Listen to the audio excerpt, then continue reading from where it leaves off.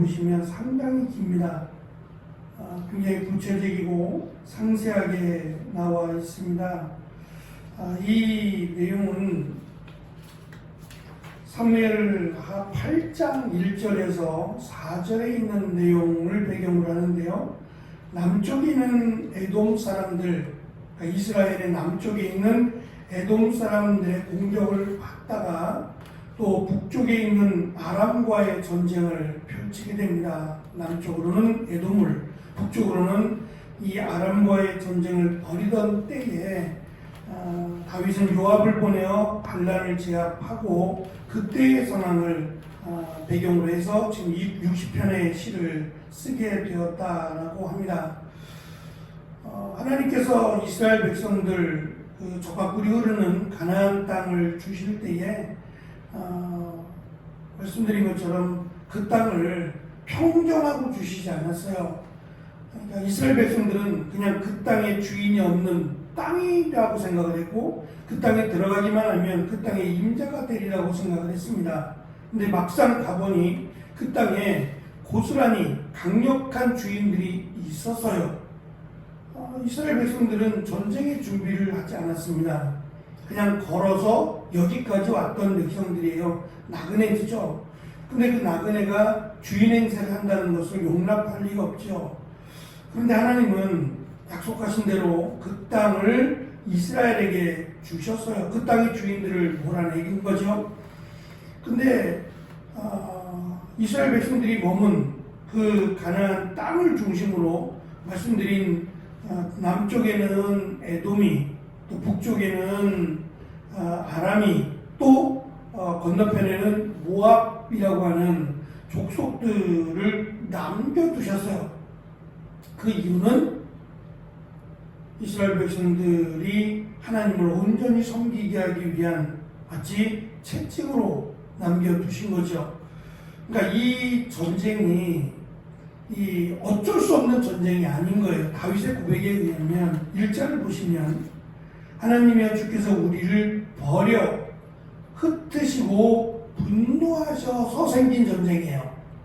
그러니까 이스라엘이 약해서 적들로부터, 아람으로부터 또 암몬으로부터의 공격을 당한 게 아니라는 거예요. 다윗의 해석은 이 전쟁은 하나님이 우리를 버리심으로, 우리를 흩으심으로, 또 우리를 향한 분노하심으로 말미암은 전쟁이라는 걸 안 거예요.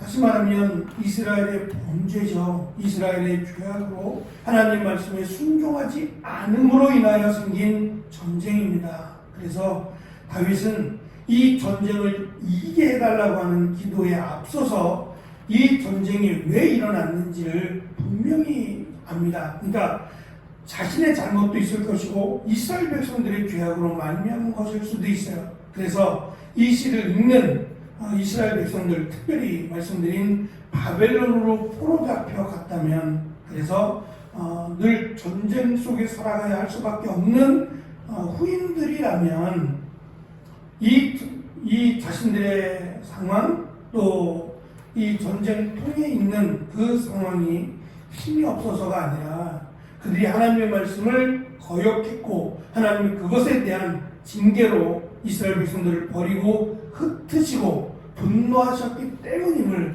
지금 그들이 깨닫기를 원하는 마음이 있었을 겁니다.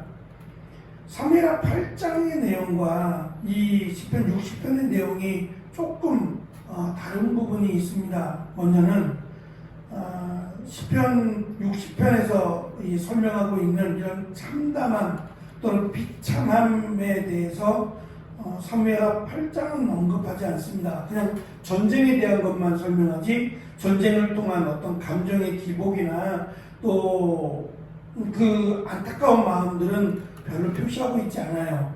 두 번째는 이 아람과의 전쟁에 요압을 보내게 되는데 이 사무엘하 8장에서는 요압이 아니라 아비새가 전쟁을 하고 있는 것처럼 기록을 합니다. 요압과 아비새는 형제예요. 아비새 그리고 요압 그리고 한 명이 더 있죠. 아사헬이라고 하는 누이들도 있는데 일단 남자들의 이름들은 이렇게 등장을 해서 아비새가 가고 요압이 함께 전쟁을 했을 텐데 이제 시각은 어떠한 시각으로 보느냐에 따라서 아비새가 등장하기도 하고 또는 요압이 등장하기도 한다라고 봅니다. 마지막 세 번째는 이 죽은 에돔인들의 숫자인데요. 사무엘하 8장에서는 18,000명이고 시편에서는 12,000명으로 기록을 해요. 이것 또한 시점을 어디로 보느냐에 따라서 어디까지의 전쟁을 기점으로 보느냐에 따라서 다윗이 지금 시편에 설명하는 12,000명은 그 뒤에 죽은 6,000명이겠죠. 그 뒤에 더 6,000명이 죽은 사건 그 이전 것으로 보는 겁니다. 그래서 지금 18,000명, 12,000명이 다르다 그렇기 때문에 이 배경이 서로 맞지 않는다든지 그러한 것은 이 보는 시점에 따라서 내가 지금 어디에서 이 사건을 보느냐, 어디에서 이 사건을 해석하느냐의 차이에서 오는 차이라고 보시는 것이 좋을 것 같습니다.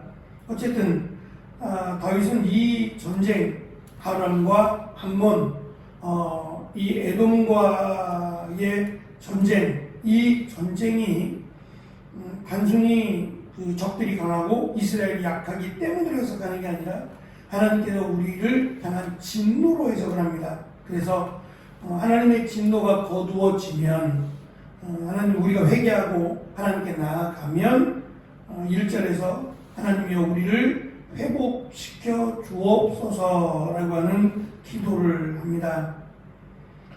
이것은 회복이라고 하는 것은 그 말 자체가 답을 줘요. 왜냐하면 회복이라는 것은 없는 것을 만들어낸다는 의미보다는 돌아간다는 의미를 가지고 있어요. 그러니까 하나님이 우리를 버리시고 흩으셨고 분노하심에 대한 답을 찾고 다시 하나님께 돌아오면 하나님을 우리 하나님으로 믿고 그 말씀에 순종하고 그 말씀대로 살아가면 하나님께서 다시 우리 하나님이 되어 주실 것이라는 거예요. 그러면 그렇게 되면 6절에 보면 우리 성경은 하나님의 거룩하심 그것이 회복이 되면 하나님이 내가 뛰놀리라 라고 번역을 했어요. 이 의미는 내가 이제 혼연이 일어나 라고 하는 뜻이랍니다. 표현을 뛰놀리라 라고 어찌 보면은 약간 아이들이 이렇게 뛰어노는 모습을 볼 수 있을 것 같아서 근데 이것이 이제 해석의 차이이긴 한데요. 이것보다는 이제 내가 혼연이 일어나 라고 번역하는 것이 더 옳은 번역으로 보입니다. 하나님의 거룩하심이 회복될 때 하나님은 일어나시겠다는 것이고 하나님이 싸워서 전쟁을 하실 것이다 라고 하는 표현입니다. 그렇게 되면 8절에 보시면 모압은 나의 목욕통이다 라고 설명을 했어요. 이 목욕통이라고 하면 우리하고는 좀 개념이 다른데요. 그들은 목욕할 수 있는 통이 없어요. 이게 번역을 이렇게 해서 그렇지 사실은 발 씻는 그릇이라 그래야 되는지 우리 같으면 대야라고 설명을 할 거예요. 발 씻는 용기예요. 발 씻을 물을 담아 가지고 물을 담는 용기인데 이것은 이제 가장 종들 가운데도 서열이 있거든요. 종들의 서열이 있듯이 이 서열 가운데 맨 마지막 끝쪽에 위치한 종이 발 씻는 물그릇을 가지고 오는 종이에요. 그래서 예수님이 제자들의 발을 씻기셨다고 할 때에 물을 담아가지고 발을 씻을 제자들의 발을 다 일일이 씻기셨잖아요. 근데 사실은 이것이 종들 가운데 가장 비천하고 가장 신분이 낮은 종이 해야 될 일이에요. 그 일을 최소한 선생님이신 예수님이 제자들의 발을 씻기신 거거든요. 그 의미는 크게 두 가지인데 보통 우리들은 예수님의 겸손, 예수님의 낮아지심을 많이들 이야기하세요. 그 의미보다는 그래서 세족식이라는 게 사실 우리에게 있었잖아요. 그러니까 예수님의 겸손이라기보다는 이 발을 씻긴다라고 하는 의미가 예수님의 성찬식하고 물려 있어요. 그러니까 요한복음에는 예수님께서 제자들의 발을 씻기는 장면으로 나오고, 마태복음, 마가복음, 누가복음에는 예수님의 성찬식이 그 자리에 차지하고 있거든요. 똑같은 위치예요. 그래서 예수님의 성찬과 예수님께서 발을 씻기신 내용을 동등하게 요한은 보고 있는데, 이 세족이라고 하는 발을 씻기심이 마지막 생명을 다했을 때, 우리가 이 땅에서 생명이 다해 죽었을 때 그 기름으로 몸을 씻기거든요. 시신을 썩지 않게 한다라고 하는 의미, 또는 이 향을 냄새가 많이 나니까 향을 이렇게 써서 몸을 씻겨요. 가장 가까운 사람이 몸을 씻기게 되는데, 맨 마지막에 이게 발을 씻김으로 그에 대한 장례 절차를 마쳐요. 근데 예수님은 그럴 겨를이 없었던 거예요. 너무 시간이 촉박해서 예수님의 시신을 십자가에서 내리고 바로 무덤에 들어가셔야 했어요. 그러니까 시신을 씻기지 못한 거죠. 그러니까 그것을 예수님께서는 예수님의 이 발을 향유를 붓고 예수님의 발을 머리털로 예수님의 발을 씻겼던 그 여인을 향해서 내 죽음을 미리 준비했다고 말씀하셨던 거거든요. 그래서 세족이라고 하는 이 발을 씻긴다는 의미는 낮아지심보다는 죽었다는 의미가 더 강해요. 그러니까 제자들은 이제 죽은 거예요. 주를 위해서 죽어야 한다는 의미에서 발을 씻기신 겁니다. 이 예수님께서 이 발 씻을 물을 가지고 오셨던 것처럼 모압은 이제 이스라엘의 종이 될 거라는 의미예요. 발 씻을 물을 가지고 오는 종이 될 것이다. 이 표현을 모압은 나의 목욕통이다 라고 했고요. 두 번째는 에돔에게 나의 신발을 던지리라. 신발을 던지리라가 사실은 예수님께서 하나님께서 이스라엘 백성들을 약속의 땅으로 인도하시면서 너희가 밟는 그 땅은 너희 것이라 그랬잖아요. 그러니까 신발로 밟다, 발로 밟다라는 것은 정복의 의미가 있어요. 그래서 이 땅을 정복하고 그 땅을 밟게 되면, 정복한다는 의미가 땅을 밟게 되면 그 땅은 내 땅이 되는 거예요. 적들과의 전쟁에서 이기고 적들의 수장, 왕이든지 적들의 장수든지 수장을 잡으면 그 수장을 꿇어앉히고 그 수장의 어깨에다가 발을 얹어요. 그러니까 모습을 보이는 거죠. 마치 다윗이 골리앗을 죽이고 나서 골리앗이 물맷돌에 맞아 쓰러지고 난 뒤에 골리앗을 발로 밟아요. 골리앗을 발로 밟고 골리앗의 목을 칩니다. 그러니까 발로 밟는다는 얘기가 정복했다, 이겼다라고 하는 의미가 있어요. 모압에 내 신발을 에돔에 내 신발을 던진다는 얘기는 정복한다는 의미입니다. 모압도 정복할 것이고, 블레셋에도 마찬가지로 블레셋에게 나로 말미암아 외치라고 한 것은 블레셋 위에 내가 외치리라라고 하는 말씀입니다. 결국 하나님이 전쟁하시겠다는 얘기예요. 뭐만 회복이 되면, 하나님에 대한 거룩함만 회복이 되면, 하나님을 하나님으로 섬기고 너희들의 죄악을 회개하면 하나님이 전쟁을 하신다라고 하는 것이 다윗의 멋진 고백입니다. 9절과 12절에서 다윗은 하나님께서 자기 백성을 승리로 이끄시면 하나님의 약속, 적과 꿀이 흐르는 땅 내가 너희들과 함께하리라고 하는 약속이 이루어진다라고 하는 것을 강조합니다. 특별히 9절을 보시면 누가 나를 이끌어 견고한 성에 들어가며 누가 나를 에돔에 인도할꼬라고 하는 수학적인 표현을 쓰는 거예요. 답이 있어요. 모르는 게 아니에요. 답을 알아요. 그 누가라고 하는 답을 하나님이죠. 하나님께서 우리를 견고한 성이라고 설명하는 아람이 됐든지 블레셋이 됐든지 또는 여리고성이 됐든지 간에 누가 우리를 그 성으로 인도하셨는가? 하나님이 그렇게 하셨죠. 그리고 다시 누가 우리를 에돔에 인도하겠는가? 하나님이 하시죠. 몰라서 하는 말이 아니라 하나님이 이렇게 하셨다라는 것을 강조하기 위함이에요. 보이지 않지만 그 하나님은 분명히 살아계시고 그 하나님께서 우리를 여기까지 인도하지 않으셨는가라고 하는 것을 강조하고 있습니다. 끝으로 다윗이 강조하고자 하는 것은 11절에 있는 대로 사람의 구원은 헛됨입니다 라고 하는 이야기가 무슨 말이냐면 자신들의 능력, 자신들의 전쟁의 어떠한 그 힘이라는 것은 마치 바람이 나는 겨와 같다는 거예요. 지금 당장은 이길 수 있어요.